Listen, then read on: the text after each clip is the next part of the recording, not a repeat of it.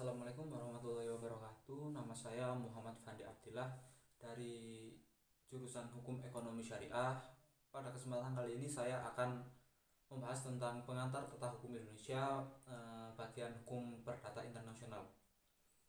Dalam kesempatan kali ini ada beberapa poin penting yang akan saya sampaikan. Yang pertama ada urgensi hukum perdata internasional. Dengan semakin terbukanya Indonesia dengan dunia luar, beragam permasalahan muncul, baik karena pergaulan sehari-hari maupun karena perlawatan ke luar negeri, sehingga memungkinkan terjadinya perkawinan, perceraian, ataupun adopsi secara internasional dan lain-lain. Hukum mana yang akan berlaku agar perkawinan, perceraian, atau adopsi ini sah menurut hukum Indonesia maupun hukum negara yang terkait? Semua ini dijawab oleh hukum perdata internasional. Dengan hal ini pemahaman atas hukum perdata internasional untuk memecahkan masalah-masalah di atas menjadi sangat penting. Apa sih hukum perdata internasional itu? Menurut Muchtar Kusumaatmadja selaku Menteri Luar Negeri pada masa kepemimpinan Pak Soeharto, itu yang dimaksud dengan hukum perdata internasional adalah keseluruhan kaidah atau asas hukum yang mengatur hubungan perdata yang melintas batas negara. Atau dapat dikatakan bahwa hukum perdata internasional ini adalah hukum yang mengatur hubungan keperdataan antara pelaku hukum yang masing-masing tunduk pada hukum perdata nasional yang berbeda. Sedangkan untuk hukum internasional atau publik adalah keseluruhan kaidah dan asas yang mengatur hubungan atau persoalan yang melintas batas negara, hubungan internasional yang bukan bersifat perdata. Menurut Van Brakel dalam bukunya Grossland and Breslin van Nederlands International Privilege berpandangan bahwa hukum perdata internasional itu adalah hukum nasional yang dibuat untuk hubungan-hubungan hukum internasional. Untuk karakteristik hukum perdata internasional sendiri sama seperti hukum perdata nasional. Namun bedanya adalah hukum perdata internasional mengatur setiap peristiwa atau hubungan hukum yang mengandung unsur asing, baik peristiwa termasuk hukum publik maupun termasuk hukum perdata. Lalu untuk ruang lingkup hukum perdata internasional sendiri dibagi menjadi 4, yakni pandangan yang tersempit. Yang pandangan ini menganggap bahwa hukum perdata internasional hanya terbatas pada persoalan-persoalan hukum yang harus dipergunakan atau choice of law. Pandangan ini dianut oleh Jerman dan Belanda. Yang kedua ada pandangan yang lebih luas, yakni hukum perdata internasional tidak hanya terbatas pada persoalan mengenai hukum yang harus dipergunakan, tetapi juga meliputi persoalan-persoalan tentang kompetensi hakim dalam peristiwa persoalan hukum perdata internasional. Lalu yang ketiga ada pandangan yang lebih luas lagi, selain meliputi persoalan-persoalan hukum yang harus dipergunakan dan kompetensi hakim, masalah-masalah tentang status orang asing pun dianggap termasuk pula dalam luas bidang hukum perdata internasional. Untuk pandangan ini dianut oleh negara-negara Latin seperti Italia, Spanyol, dan negara-negara di Amerika Selatan. Lalu yang terakhir ada pandangan yang terluas. Luas lingkup bidang hukum perdata internasional meliputi persoalan-persoalan hukum yang harus dipergunakan, kompetensi hakim. Lalu ada juga masalah-masalah tentang status orang asing dan persoalan tentang cara memperoleh dan kehilangan kewarganegaraan.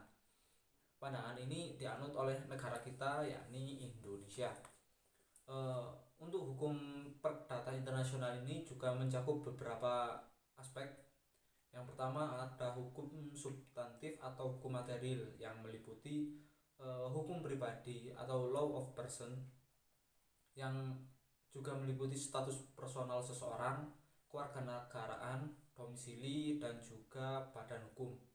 Lalu ada hukum harta kekayaan yang meliputi hukum kekayaan material, baik benda tetap ataupun benda bergerak. Lalu hukum kekayaan imaterial, lalu juga perikatan, baik itu perjanjian maupun perbuatan melanggar hukum. Lalu ada family of law atau hukum keluarga yang menyangkut tentang perkawinan, adopsi, perceraian, harta kekawinan, dan hubungan orang tua dan anak. Lalu ada juga hukum waris. Lalu ada juga hukum formal atau hukum eksekutif yang dalam hal ini meliputi kualifikasi persoalan pendahuluan, penyelundupan hukum, lalu ada pengakuan hak yang telah diperoleh, ketertiban umum hakim atau arbiter asing, lalu ada asas timbal balik, penyesuaian, renvoi, dan yang terakhir ada pelaksanaan keputusan. Untuk sumber hukum perdata internasional sendiri meliputi hukum-hukum yang sama dalam hukum perdata nasional. Secara umum sumber utama hukum perdata internasional adalah perundang-undangan. Selain itu hukum kebiasaan dan jurisprudensi dapat pula dijadikan sebagai sumber hukum perdata internasional. Lalu ada subjek hukum perdata internasional, seperti halnya tataran hukum lain. Dalam hukum perdata internasional juga terdapat dua subjek yang menjadi subjek hukum. Yang pertama ada subjek manusia.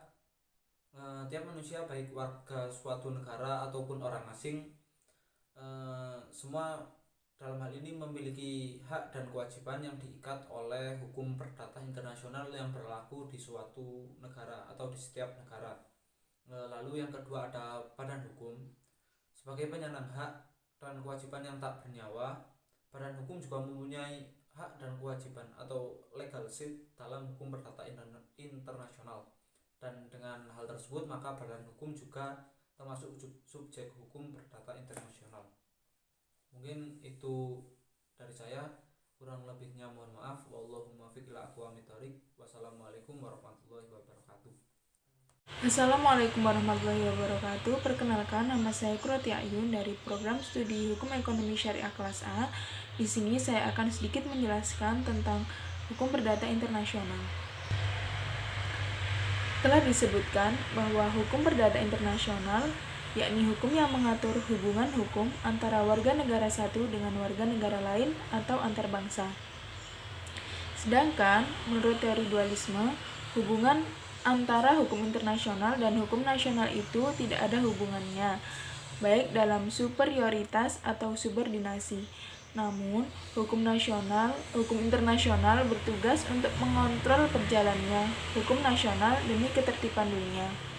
Begitu pula hukum nasional juga berfungsi sebaliknya, yaitu hukum internasional agar hukum internasional itu berjalan dengan lancar. Dan pengertian hukum adat adalah hukum yang berlaku dan berkembang dalam suatu daerah di mana hukum adat sebagai pendukung untuk berkembangnya perekonomian atau hukum ekonomi dalam suatu daerah, baik itu ekonomi individu dan ekonomi dalam bentuk kesejahteraan bersama penduduk wilayah tersebut. Hukum adat juga menjadi salah satu faktor pola berpikirnya masyarakat wilayah tersebut tentang bagaimana mereka mengembangkan, mengaktifkan dan mensejahterakan hukum ekonomi atau hukum perdata ekonomi di wilayahnya. Dan pengertian hukum benda atau Zakenrecht adalah keseluruhan dari kaidah-kaidah hukum yang mengatur hubungan-hubungan hukum antara subjek hukum dengan benda dan hak kebendaan.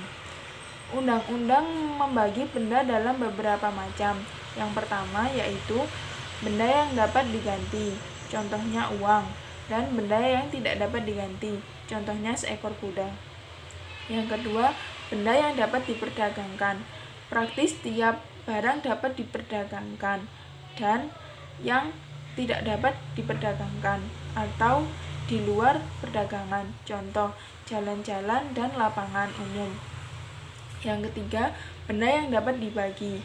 Contoh, beras dan benda yang tidak dapat dibagi. Contohnya, seekor kuda.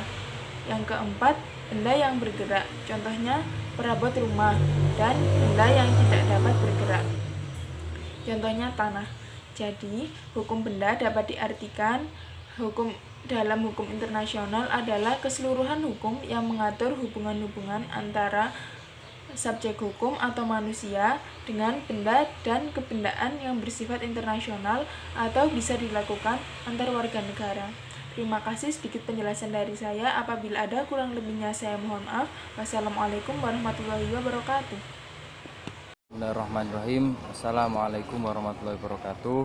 Di sini saya akan melanjutkan pembahasan dari penjelasan dari pembicara pertama dan pembicara kedua mengenai hukum perdata, hukum perikatan internasional. Istilah hukum perikatan merupakan terjemah dari kata verbin. Hukum perikatan adalah keseluruhan peraturan yang mengatur perikatan. Dan apabila dikaji secara mendalam, definisi ini tampak bahwasanya objek kajian hukum perikatan adalah yang berada pada buku 2 KUH Perdata dan buku 1 KUH Perdata.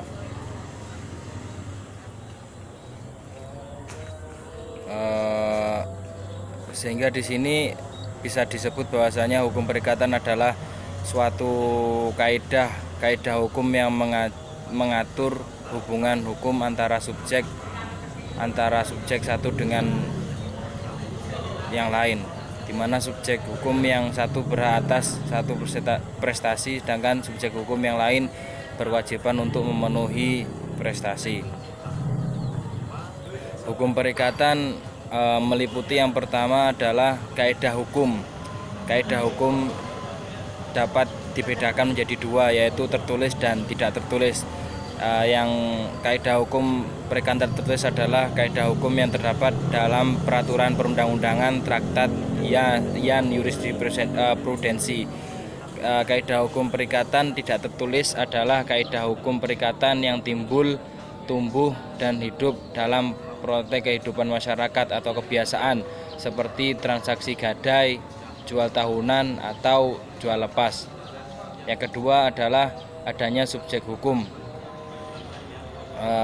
Subjek hukum menjadi dua, yaitu manusia dan badan hukum. Yang ketiga adalah adanya prestasi. Prestasi adalah apa yang menjadi hak kreditor dan kewajiban debitor. Yang keempat adalah dalam bidang harta kekayaan. Harta kekayaan adalah menyangkut hak dan kewajiban yang mempunyai nilai uang, harta kekayaan, nilai uang, dan harta kekayaan itu berwujud dan tidak berwujud. Kemudian yang selanjutnya adalah pengertian hukum acara perdata. Hukum acara perdata adalah peraturan hukum yang mengatur bagaimana caranya menjamin dan ditaatinya hukum perdata material dengan perantaraan hakim. Dengan perkataan lain, hukum acara perdata adalah peraturan hukum yang menentukan bagaimana caranya menjamin pelaksanaan hukum perdata material. Lebih konkret lagi, dan dapat dikatakan kembali bahwasanya hukum acara perdata itu mengatur bagaimana caranya mengajukan tuntutan hak, memeriksa serta memutuskan dan pelaksanaan daripada putusannya.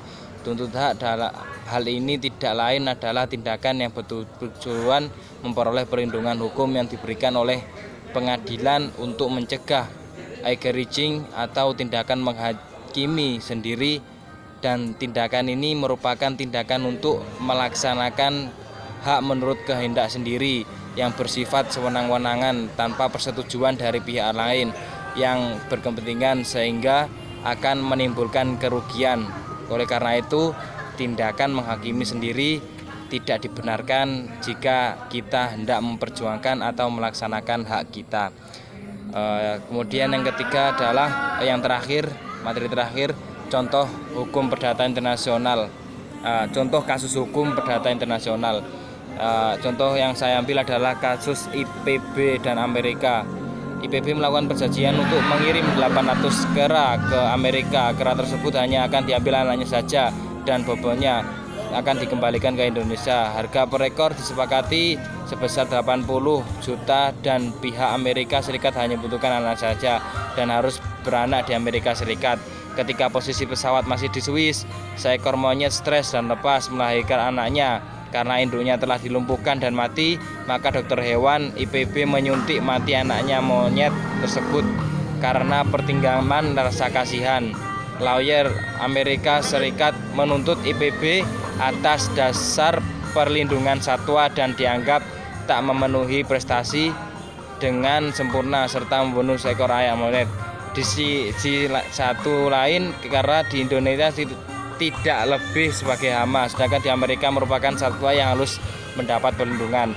Fakta-faktanya, IPB melakukan perjanjian dengan Amerika untuk mengirim 800 ke Amerika. Kera tersebut hanya akan diambil anak saja dan harga per ekornya 80 juta.